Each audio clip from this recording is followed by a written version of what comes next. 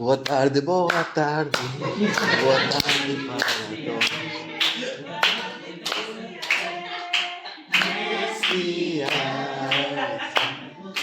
O africano já tem um ritmo no corpo, não é?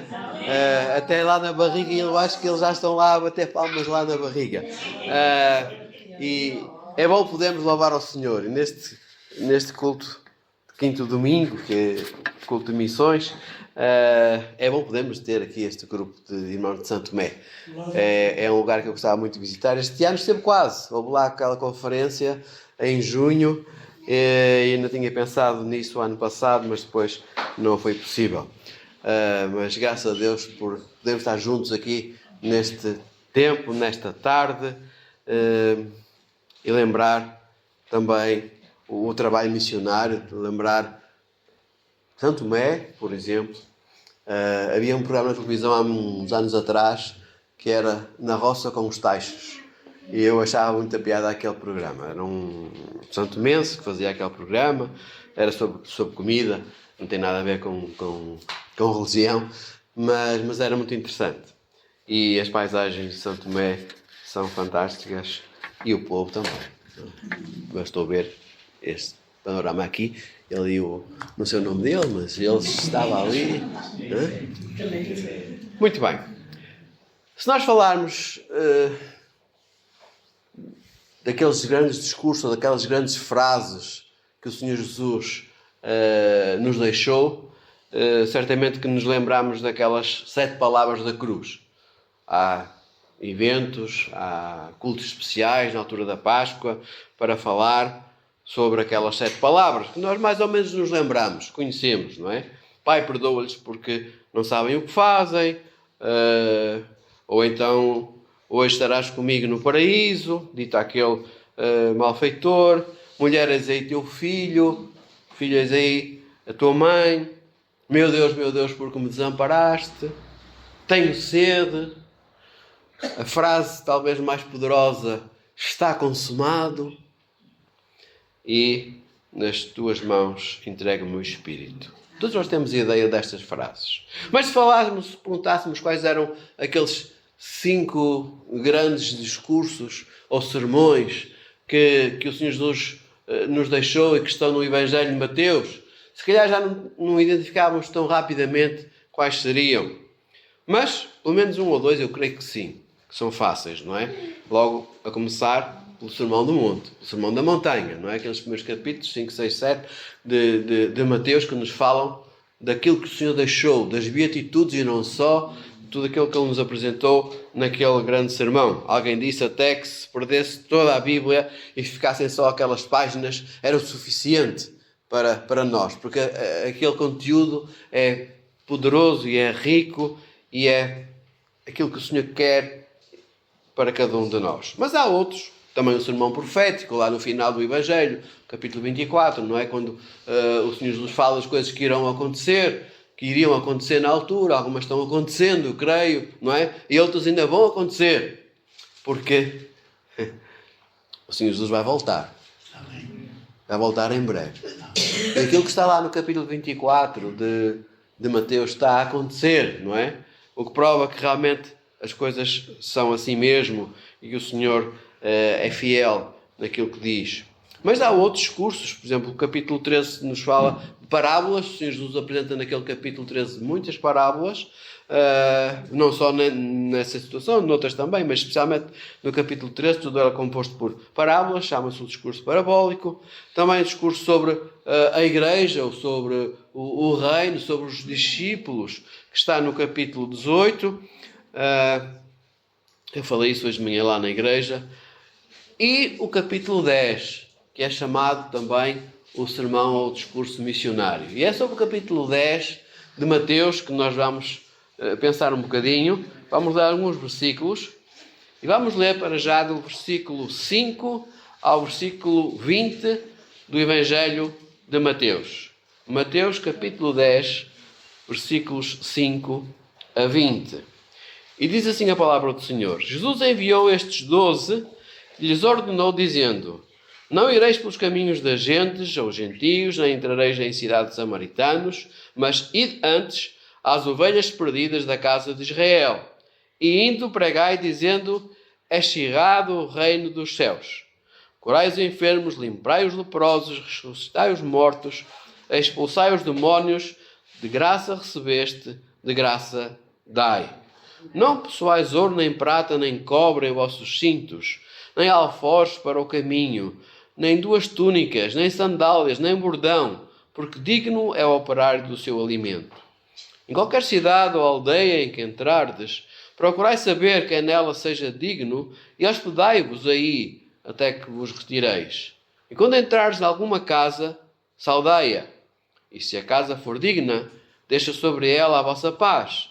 Mas se não for digna, torne para vós a vossa paz. E, se ninguém vos receber, nem escutar as vossas palavras, saindo daquela casa ou cidade, sacudi o pó dos vossos pés. Em verdade vos digo que no dia do juízo haverá menos rigor para o país de Sodoma e Gomorra do que para aquela cidade. Eis que vos envio como ovelhas ao meio de lobos. Portanto, sede prudentes como as serpentes e simples como as pombas. Acautelai-vos, porém, dos homens, porque eles vos entregarão aos sinédrios e vos açoitarão nas suas sinagogas. E sereis conduzidos à presença dos governadores e dos reis por causa de mim, para lhes servir testemunho a eles e aos gentios. Mas, quando vos entregarem, não vos dê cuidado como o que haveis de falar, porque naquela mesma hora vos será ministrado o que haveis de dizer. Porque não sois vós quem falará, mas o Espírito do vosso Pai é que fala em vós. Que o Senhor abençoe a sua palavra aos nossos corações nesta tarde. Temos aqui a chamada dos 12. Ou aparecem aqui o nome, nos versículos anteriores, daqueles 12 discípulos a quem o Senhor chamou para serem os seus apóstolos. Não é? Discípulos tinham mais, mas apóstolos tinham só estes 12. Eles tinham uma missão especial. Eles foram escolhidos, mas foram também comissionados. Porque é o Senhor que escolhe. É o Senhor que capacita a quem chama. Podemos pensar, então, mas o Senhor chamou Judas, que era uma pessoa que depois o traiu. Ele era Deus, sabia que isso ia acontecer. E chamou Mateus, que era um publicano. E chamou homens rudes como Pedro. Sim, o Senhor chamou. O Senhor chamou pessoas diferentes, de capacidades talvez culturais diferentes, de profissões diferentes, mas que estavam disponíveis para o seguir. E o que o Senhor procura, como já cantámos também esta tarde, é aqueles que o querem seguir, não é? Que estão dispostos a se entregarem para o seguirem. Porque aqueles a quem chama, Ele capacita, Ele dá capacidades. Ele chamou os 12 totalmente diferentes, numa visão que humanamente seria talvez até errada, não é? Pensaríamos nós. Porque é que Ele não foi às escolas, não é? Hoje em dia, se alguém quer procurar um emprego, tem que apresentar o seu currículo, não é? E quanto mais rico for o seu currículo, não é? Que estudou aqui, que já trabalhou acolá, que tem isto, que faz aquilo. Então, se tem este, vale a pena. Os outros, não, corta. Não, o Senhor Jesus escolheu de uma perspectiva diferente. Porque o Senhor não vê como vê o homem. O Senhor olha para o coração. Os homens quiseram Saúl. Os israelitas quiseram Saúl, porque era bonito, era formoso, era alto, espadaúdo, não é? Estava nas vistas. Este sim. Mas o Senhor tinha outro plano. E chamou alguém diferente. Alguém que nem na sua família era valorizado. Porque quando Samuel foi lá falar com José apresentou, tem aqui este. É boa pessoa, mas não é esse. Não há mais ninguém. Já estão aqui todos. Quer dizer, há mais um. Mas é um jovenzinho, ainda está lá a guardar as ovelhas no campo. Ele ainda não percebe nada da vida, não é? Será que não? Já tinha morto um leão e um urso. Já tinha tirado muitas pedradas aos lobos, certamente. Estava preparado mais que se calhar os outros.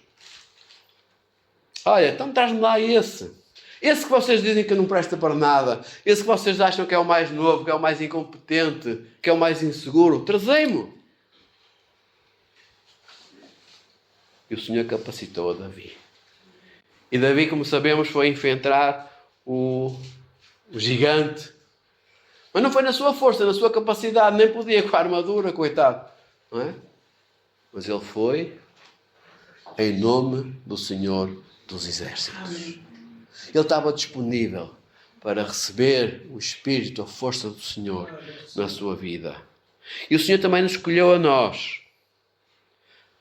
João 15,16 diz que não nos escolhemos nós a Ele, mas Ele nos escolheu a nós.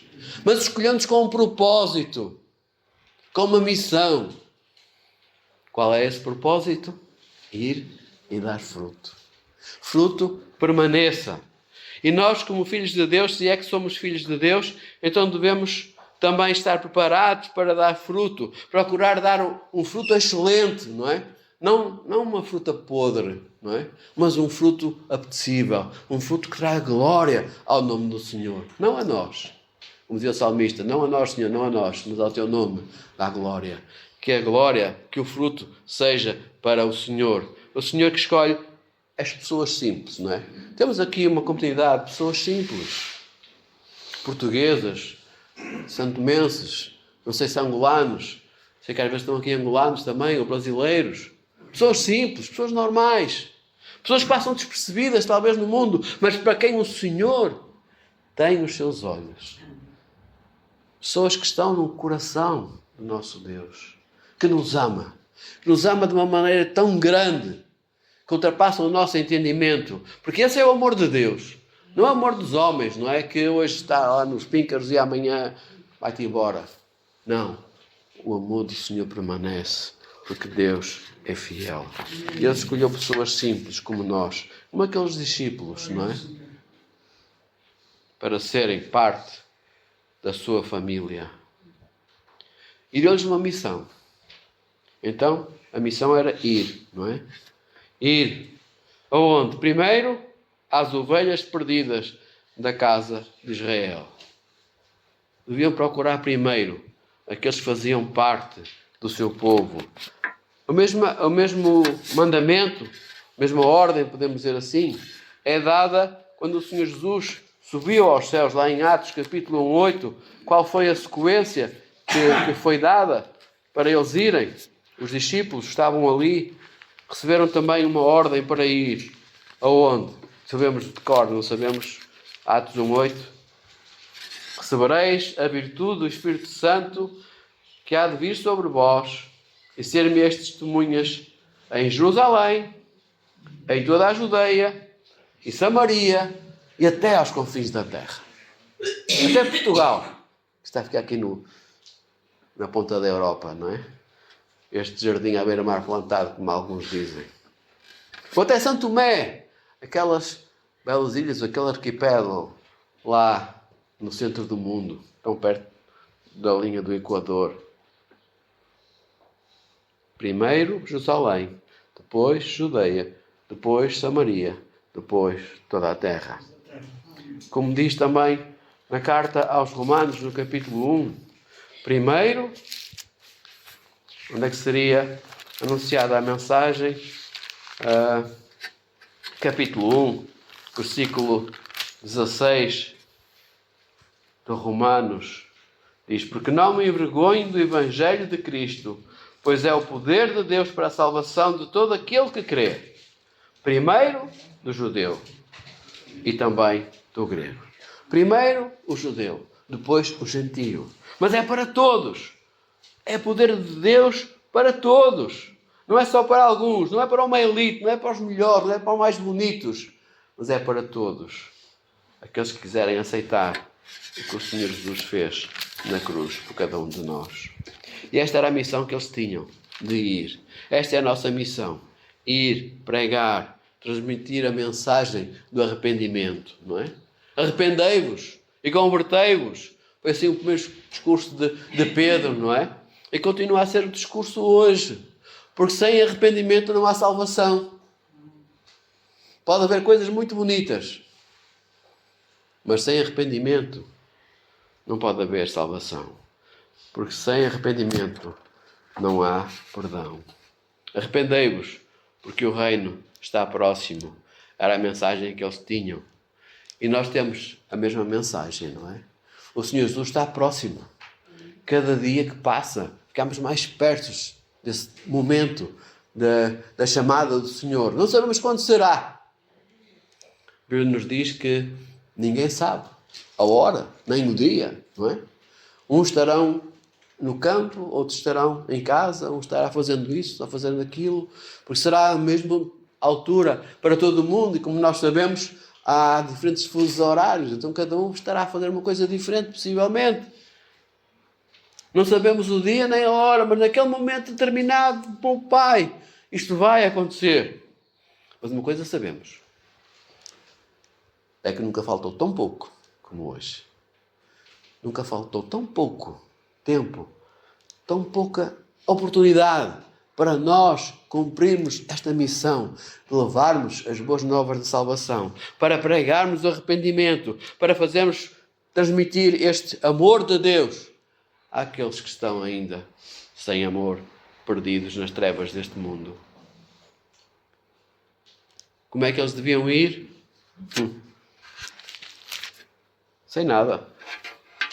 Não é? De graça recebestes, de graça dais. Não possuais ouro, nem prata, nem cobre, nem nada, não é? Confiai no Senhor. Não leveis alforjes para o caminho, nem duas túnicas, nem sandálias, nem bordão. E com tudo isso, com o que isto tudo significa, não é? A fé no Senhor, a confiança que o Senhor manda, o Senhor vai sustentar. Se o Senhor comissiona, Ele vai capacitar. Se o Senhor chama, Ele vai dizer aquilo que nós precisamos de dizer. Hoje em dia vivemos tempos difíceis, não é? Ouvia uma entrevista de uma pessoa que dizia que acreditava em Deus. É autora de muitas músicas, Luísa Sobral, pode dizer o nome. É irmã daquele que ganhou a Eurovisão, escreveu essa música, não é? E dizia ela, eu acredito em Deus, mas não acredito na igreja. E com tudo o que isso possa querer significar, certamente que o efeito da igreja, a igreja são pessoas, não é? Naquilo que ela via, naquilo que ela percebia, na sua percepção, como agora se diz, não é? Não era agradável. Ela acreditava em Deus. Mas o diabo também acredita em Deus. Sabiam? Os demónios até estremecem. É curto acreditar em Deus. Não chega. É bom, sem dúvida que é. Mas é curto. É necessário mais alguma coisa. É necessário arrependimento. É necessário entrega. É necessário negar-se a si mesmo. Entregar-se. Como nós lemos ou cantamos há bocadinho. Hoje em dia, muitos procuram usar o nome de Deus apenas para o seu próprio interesse, ou o seu próprio proveito, não é? Mas aqui diz que de graça recebeste, de graça dai. Não é? Aqueles que fazem negócio com o nome de Deus, um dia irão ter que responder por isso. Não é? O que prega para fazer fortuna é culpado do mais infame sacrilégio. Esta frase não é minha, é de um teólogo. E muitos estão a fazer isto, não é? Embora, como diz aqui, o obreiro, o operário, é digno do seu salário. Paulo diz isso a Timóteo também. Na primeira carta de Timóteo, capítulo 5, versículo 18, Paulo diz que o obreiro é digno do seu salário. Claro. Os missionários também comem. Alguns pensam que os missionários deviam dar evento, não é? Os missionários também comem. Também têm que se vestir. Também têm as suas necessidades básicas, como qualquer outra pessoa, não é?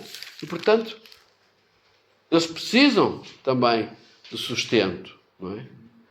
Mas se o Senhor chama, então o Senhor vai sustentar. Diz a Escritura: não ligarás a boca ao boi que debulha. É digno o obreiro do seu salário. É importante também que a igreja perceba isto, não é? A quem honra, honra. Quem ensina, quem cuida, quem faz. É necessário ajuda, oração, disponibilidade. Porque essas pessoas estão servindo ao Senhor. Elas estão sujeitas a forças do inimigo poderosas. Porque o inimigo sabe que o seu tempo está a chegar ao fim. E cada vez ele mais ataca com toda a sua força, não é? Diz aqui, também devem estar prontos a serem enviados como ovelhas ao meio de lobos. Não é? E isto aqui é o inverso daquilo que o mundo nos apresenta, não é? Os fortes, não é? É que têm prioridade. Os fortes é que vão. Mas aqui, ao contrário, são os fracos, são as ovelhas que vão ser fortes no meio dos lobos. Porquê? Porque não vão na sua força, tal como David não ia na sua força, mas vão no poder do Senhor. Porque eles têm o Espírito Santo de Deus. E se o Espírito Santo de Deus está em nós, então nós podemos mover montanhas. Se a nossa fé é bastante para crer que o Senhor está connosco todos os dias, como tantas vezes cantamos. Há bocadinho estava a cantar aquele coro. Está a ver aqui o nosso irmão todo entusiasmado, não é? O Senhor, marchando, está bem com o seu exército. E depois diz lá, a dada altura, nada nos poderá fazer parar.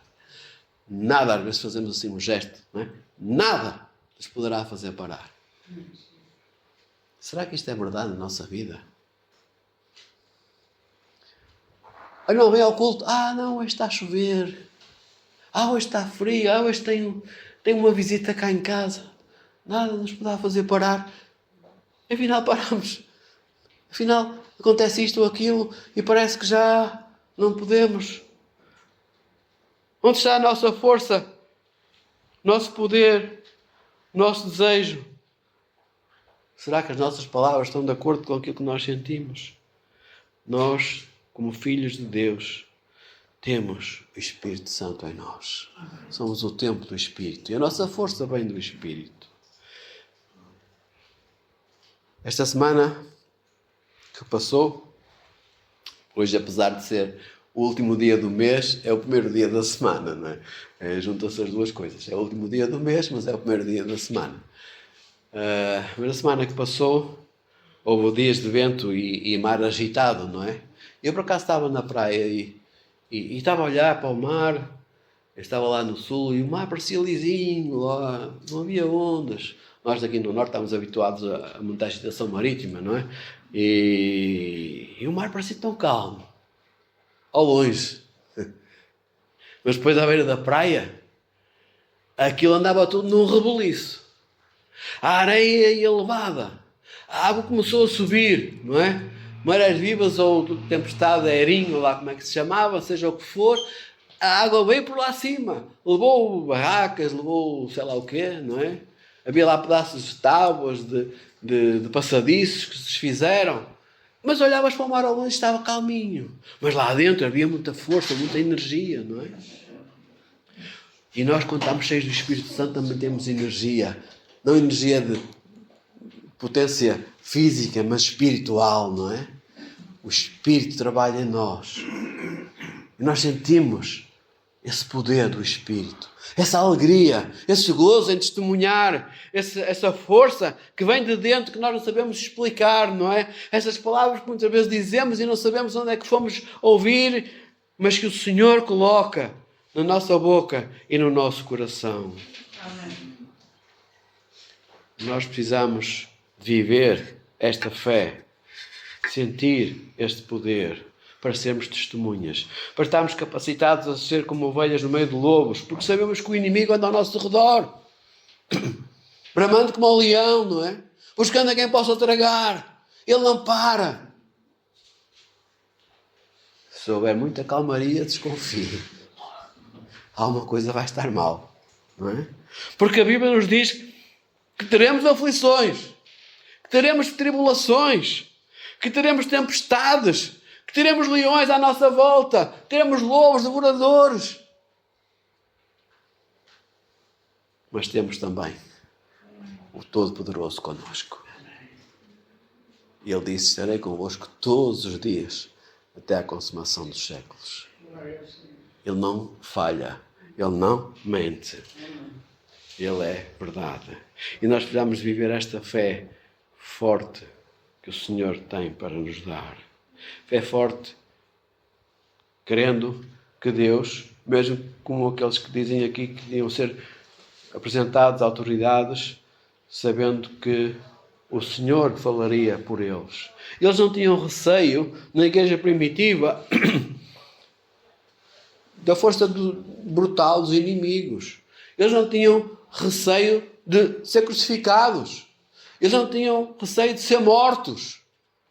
Eles tinham receio de não ter palavras suficientes para falar. Porque eles queriam transmitir a mensagem. E se fossem a autoridades superiores, talvez a sua linguagem simples não fosse suficiente. Portanto, eles pediam, e o Senhor prometeu que poria nas suas bocas palavras que pudessem falar àqueles corações. Não temos que temer. Não temos que temer o que nos possa acontecer. Porque nós estamos nas mãos do Senhor. E qual é o melhor lugar para nós estarmos, senão esse? Pode acontecer isto ou aquilo, vem problemas à nossa vida, sem dúvida que sim. Mas quando o Senhor diz que teremos aflições, também diz: tendo bom ânimo, porque eu venci o mundo. Não é? E Ele venceu.